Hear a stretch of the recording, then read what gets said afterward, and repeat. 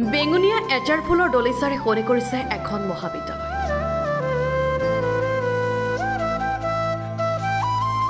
এজাৰৰ ফুলে হাত বাউল দিয়া পৰিৱেশৰে আগমন ঘটে বহু ছাত্ৰ ছাত্ৰী। এই পৰিৱেশ উত্তৰ লখিমপুৰ মহাবিদ্যালয়।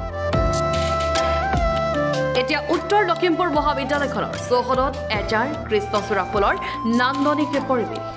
খগেন মহন্তদেৱে গাই গৈছে যে এজাৰ ফুলা দেখি বেজাৰ কিয় কৰা, কিন্তু এতিয়া আমাৰ এনেকুৱা হৈছে এজাৰ ফুলখিনি দেখি আমাৰ কলেজৰ ছাত্ৰ ছাত্ৰীৰ পৰা আদি কৰি আমাৰ কলেজ মহাবিদ্যালয়ৰ সকলো শিক্ষক শিক্ষয়িত্ৰীৰে মনটো আনন্দৰে ভৰি পৰিছে, যিহেতু ইয়াত এনেকুৱা হৈছে যে এজাৰ ফুলৰ যিবোৰ পাহি সৰিছে সেই পাহিখিনি গোটেই মানে দলিচা এখন পাৰি দিয়াৰ নিচিনা হৈছে। সকলো এতিয়া ছাত্ৰ ছাত্ৰী যে এনেকুৱা হৈছে যে ফুলখিনি দেখি মানে আনন্দত বিভোৰ হৈ গৈছে আৰু সকলোৱে ফটো উঠি ভাল লাগিছে। যি পৰিৱেশ আছে গোটেই পৰিৱেশটো খুব মানে উপভোগ কৰিব পাৰিছে। নতুনকৈ সংযোজন হোৱা ষ্ট্ৰীট লাইট আৰু এজাৰৰ বেঙুনীয়া ৰঙে দৃষ্টি আকৰ্ষণ কৰিছে বহু পথচাৰী।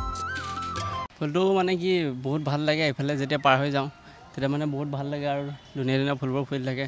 আৰু বিশেষকৈ মানে এতিয়া আমাৰ মাননীয় মানৱ ডেকাই বহুত সৌন্দৰ্য কৰি দিছে। এতিয়া এখন লাইট চাইট জ্বলাই মানে ৰাতিও আহিও কিবা এটা ভাল লাগে মানে, তাকে আৰু ভাল লাগিছে। আগলৈ আৰু এনেকুৱা কাম কৰি থাকিব। মহাবিদ্যালয়খনৰ প্ৰাক্তন ছাত্ৰ বিধায়ক মানৱ ডেকাৰ সপোন আছে মহাবিদ্যালয়খনৰ চৌপাশ সুন্দৰ কৰি তোলা। সেয়ে সংস্থাপন কৰা হৈছে ষ্ট্ৰীট লাইট। এসময়ৰ কেইগৰাকীমান গণ্যমান্য ব্যক্তি প্ৰাক্তন ছাত্ৰ ছাত্ৰীৰ ৰঙীন সপোন এতিয়া যেন জিলিকি উঠিছে এজাৰৰ ফুলৰ পাশে পাশে।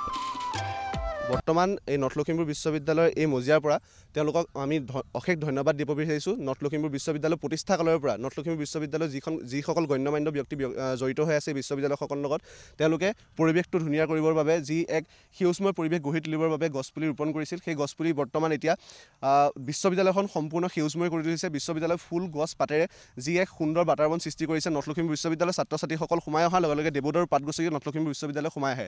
নৰ্থ লখিমপুৰ বিশ্ববিদ্যালয় কেম্পাছত সোমোৱাৰ লগে লগে তেওঁলোকে কৃষ্ণচূড়াৰ ফুলেই হওক বা আজাৰৰ ফুলেই হওক তেওঁলোকে গছকি পেলাই নৰ্থ লখিমপুৰ বিশ্ববিদ্যালয়ৰ ক্লাছৰুমৰ ভিতৰত সোমাই যাবলগীয়া হয়, যিয়ে তেওঁলোকৰ মনত যি এক মনোৰম যি মন হৈ তোলে। সেইবাবে মই নৰ্থ লখিমপুৰ বিশ্ববিদ্যালয়ৰ যি গণ্যমান্য ব্যক্তিসকল যিসকলে এই পৰিৱেশটো গঢ়ি তুলিছে, যিসকল ছাত্ৰ ছাত্ৰীয়ে বৰ্তমানো এই পৰিৱেশটো গঢ়ি তুলিবলৈ চেষ্টা কৰিছে, তেওঁলোকক ধন্যবাদ জনাইছোঁ। Bureau' report Lakhimpur.